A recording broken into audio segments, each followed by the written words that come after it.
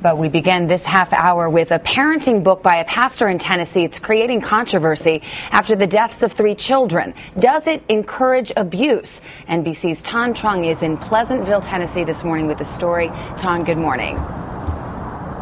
Savannah, good morning to you. No Greater Joy Ministries is a self-described Christian nonprofit group that publishes a lot of material on a lot of subjects, including parenting and marriage. Its headquarters is located in rural Tennessee, but its penetration is international. Its leader believes that children should be routinely spanked, and he advises parents to do so. But some say his message is opening the door to abuse. I like that background. I mean, the way Christian author Michael Pearl believes literally in the Bible's teaching that he that spareth his rod hateth his son. So if a parent, because of their own personal feelings, refuses to employ spanking, then they're emotional cowards. Pearl and his wife Debbie run No Greater Joy Ministries based in rural Tennessee. He wrote the controversial book To Train Up a Child. It covers topics ranging from potty training to bullies, but it's his writings on spanking and the use of what he calls the rod that draw condemnation. When a child rebels, Pearl writes, if you have to sit on him to spank him, do not hesitate, and hold him there until he has surrendered. Pearl says spanking can start as early as 1 year old, but he warns against abuse, striking with bare hands or in anger. I could take that hand right there and break your ribs with it. You know, I could dislocate your shoulder. I would never hit a child with that hand.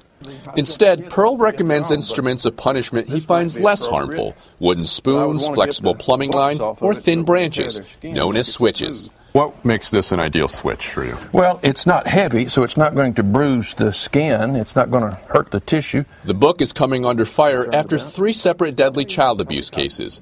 Each involved adopted children routinely spanked by parents who reportedly owned Pearl's book. Near Seattle, a couple is awaiting trial for allegedly abusing and starving their 13-year-old daughter to death earlier this year. In 2006, a North Carolina woman was convicted of suffocating her son after she wrapped the 4-year-old in a blanket too tightly. The mother is now serving a life sentence. Kevin and Elizabeth Schatz are also in prison for the death of their 7-year-old daughter, Lydia. Investigators say last year the California couple repeatedly beat Lydia for hours, using a hollow plumbing tube similar to the kind mentioned in Pearl's book. She died after suffering severe tissue damage. Mike Ramsey was the prosecutor. The Schatzes were following almost exactly how the book intended for them to discipline their children. Even though Pearl's book is cited in the 3 cases, he faces no criminal charges. He has a First Amendment right to write awful things. Was he legally responsible? No. Was he morally responsible? Absolutely. Pearl says suggesting his book encouraged abuse is baseless. If they had listened to my book, it would never have happened. How so? Well, because my book clearly teaches that you're not to spank a child to the point of leaving a mark on them. You're not to continue to spank a child if it's not working. One psychiatrist says spanking sets a bad example for children and can lead to behavior problems. If we want to break that cycle, then I think we have to stop now and realize that it is okay not to spank your child. It's okay to talk to your child. It's okay to give them a timeout.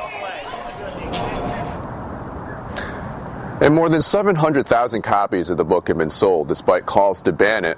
Pearl's book and his message of biblical chastisement are still readily available. Savannah? All right, Tan Trung, thank you. Today, contributor Michelle Borba is an educational psychologist and a parenting expert.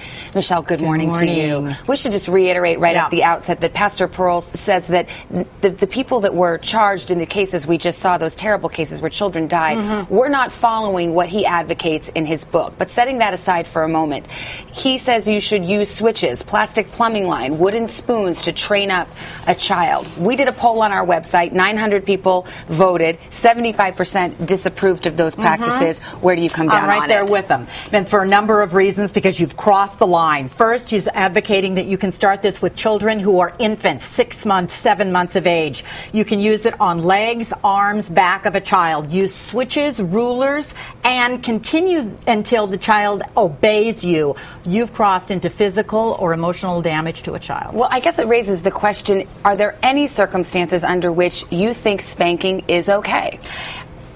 Look, the American Academy of Pediatrics, as well as the American Psychological Association, and myself included, say, no, we don't endorse it. But that said, the majority of parents also will admit that they do a little swat every once in a while. Number one is for physical safety of a child. You've got the electric socket right there, and there goes the kid with the fork going into it. Bam, quick, get him away and remove. But there are so many other more appropriate alternatives to spanking that get you effective results, and that's what we've got to look at. Well, we'll talk about those in a moment. I guess the question about spanking is it a slippery slope? If parents who believe that under some circumstances it's okay to spank, is there any evidence out there at all that this leads to increased abuse, something much more serious? Yes, because it can be a gateway. And the reason for it, it's not just the spanking as the discipline ploy, it's the parenting style. Combine those two together. So if you've got a parent who has a tough time staying into control, who isn't thoughtful and consistent, or takes the time out themselves, it can be toxic. Well, parenting little ones is really hard work. Of course it is. No question about it. So let's leave parents with some tips. Number one, you say learn behavior management techniques. There's so many other alternatives, and so get yourself educated. Get yourself a good book written by a darn good expert in child development. Take a parenting course. You talk about the alternatives, such as? Time out.